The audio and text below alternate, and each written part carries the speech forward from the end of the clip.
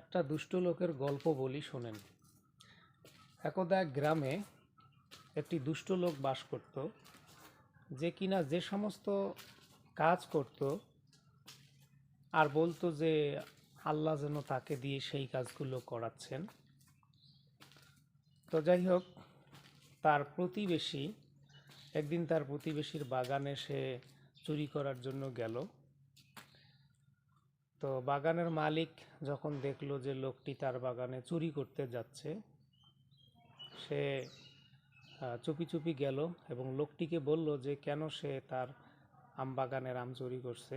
তো লোকটি বলল যে আল্লাহ আল্লাহ তাকে দিয়ে এই কাজটি করাচ্ছেন। লোকটি কিছু বলল না, সে বাড়ি চলে গেল এবং একটি লাঠি নিয়ে আসলো।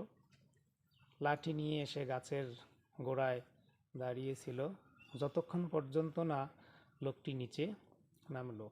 তো লোকটি যখন নিচে নামলো তখন লোকটিকে লাঠি দিয়ে আঘাত করা শুরু করলো। লোকটি জিজ্ঞেস করলো যে আমাকে আঘাত করতেছেন কেন?